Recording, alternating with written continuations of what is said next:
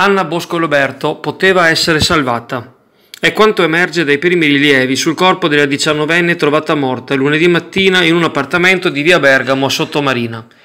Il medico specializzato, giunto quando una rianimazione era ormai impossibile, ha escluso la presenza di lesioni esterne sul corpo della ragazza, ma pare assodato che sia trascorsa più di qualche ora dal suo ingresso in quell'abitazione e la chiamata al 118, probabilmente tardiva, avvenuta poco dopo le ore 11:15 della mattina del 6 agosto. Molte fonti riportano che Anna stesse già male la sera antecedente, dopo una giornata trascorsa all'aperto con alcuni amici. C'è chi l'ha vista cadere in Piazza Italia, altri addirittura datano al sabato i primi sintomi di un malessere. Perché allora non condurla prima all'ospedale o contattare un medico di fiducia? Oggi alle ore 16 intanto avverrà l'autopsia, alla presenza del medico legale e di quello della famiglia. Fonti vicine a quest'ultima hanno manifestato anche un certo disagio per il fatto che altri organi di informazione, non Chioggia Azzurra, hanno riportato che Anna fosse stata trovata morta nella propria abitazione, cosa appunto non vera. Anche perché, se così fosse stato, è scontato pensare che ai primi segni di difficoltà la madre, il padre o i fratelli sarebbero intervenuti subito. Intanto la gran mole di materiale, dichiarazioni, riscontri oggettivi in possesso della Polizia di Stato sta stringendo il cerchio delle indagini orientate in una direzione. Chi ha ospitato Anna nella propria casa, dal momento che la giovane non ha mai fatto ritorno nel proprio letto? È questa, o sono queste, se plurali, le persone che potevano salvare Anna? Esattamente come è accaduto ieri mattina, le due circostanze non sono assolutamente collegate, con i due giovani dell'Est colti da overdose di eroina gialla. Uno strascico della grande retata che a Mestre ha bloccato, ma a quanto pare non del tutto, lo spaccio di morte. Una circostanza che da queste parti non si vedeva da almeno 30 anni e che fa temere di nuovo scenari inquietanti.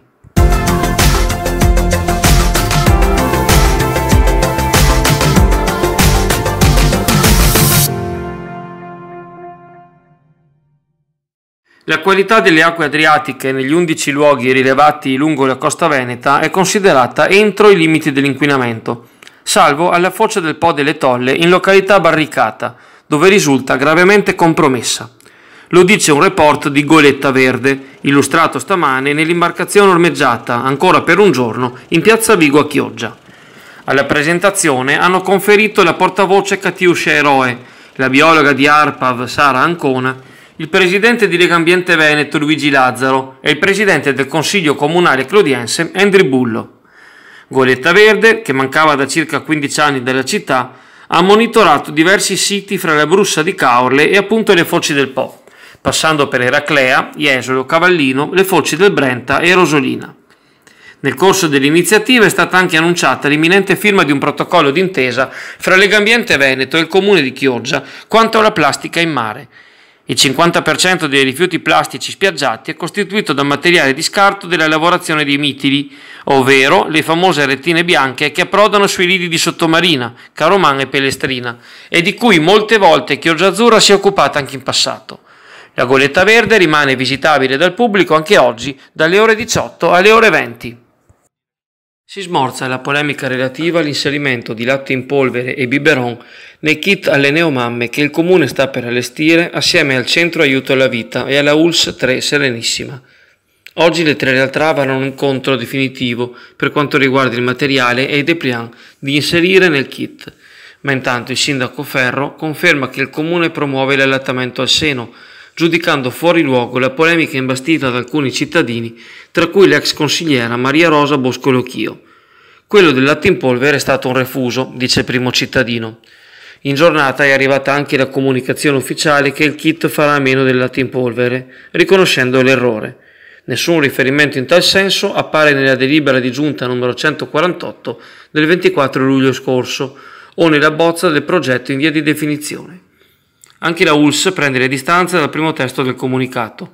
Siamo impegnati con forza a sostegno dell'allattamento al seno, sottolinea il primario di pediatria, dottor Mario Lattere.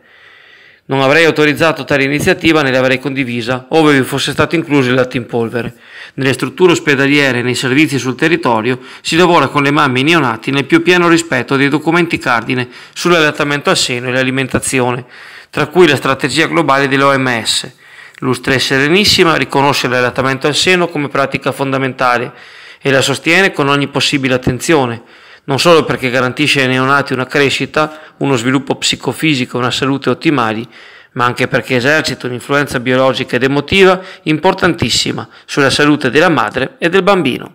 Siamo qui alla Fair Service di Strada Madonna Marina, stanno facendo dei sconti eccezionali per tutto il mese di agosto. Sulla ferramenta e tutta la utensileria manuale elettrica il 20% di sconto. Legno fai da te e casalinghi il 30% di sconto, sui tendaggi arrivano addirittura il 50% di sconto. E quindi vi conviene venire, è per tutto il mese di agosto, stanno veramente buttando fuori tutto. Amici carissimi di Nautica Azzurra, buongiorno a tutti e ben trovati e buon giovedì a tutti. Dunque ancora 48, massimo 72 ore, dopodiché questo anticiclone subsahariano così persistente e così forte naturalmente morirà. Morirà attraverso alcune fasi di aria instabile sud-occidentale che piano piano dalle regioni occidentali tenderà ad eroderlo e a distruggerlo. Naturalmente già vi avviso che l'opera distruttrice di questi temporali ovviamente non sarà senza effetti negativi, perché sicuramente dove questi temporali arriveranno, vista l'energia accumulata in questi giorni, ovviamente arrecherà sicuramente qualche danno qua e là, attraverso forti piogge e forti raffiche di vento, ovviamente grandinate che si spargeranno ovviamente non in tutti i posti ma nelle zone dove batterà. Quindi non sarà senza effetti negativi il cambiamento. Ma stringendo il campo su quello che sarà naturalmente il periodo, naturalmente tra 48 ore circa il primo influsso più fresco, umido, che dalla Spagna, dal Portogallo, dalla Francia entrerà poi sul reparto alpino e naturalmente conseguirà poi la sua formazione anche nella Pianura Padana e sulle coste, alimentando quindi il primo cambiamento anche delle temperature. Il secondo nucleo temporalesco instabile sembra attivarsi tra lunedì pomeriggio sera fino naturalmente al 14-15 del mese. Sarà un pochino più corposo, un pochino più forte, naturalmente entrerà in maniera più vivace e più semplice dentro l'Europa, portando il vero cambiamento. E lì avremo un drastico cambiamento appunto anche delle temperature. Ma già avvicinandoci tra giovedì sera e venerdì sera su sabato avremo dei temporali che cambieranno notevolmente anche la qualità dell'aria, però nel frattempo ovviamente sia oggi che domani avremo comunque una certa umidità molto fastidiosa e temperature che resteranno arroccate tra i 31 e i 32 gradi. Questo per effetto appunto dell'invecchiamento dell'anticiclone e naturalmente, come è successo ieri, la formazione di nuclei temporaleschi qua e là appunto nelle zone più interne della pianura padana, probabilmente non ancora sulle coste.